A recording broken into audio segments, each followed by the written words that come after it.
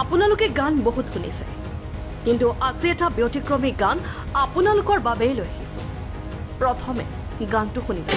আমার মন বসে না বন্ধু কোনো কাজে, কোনদিন আইবা তুমি আমার বাড়িতে।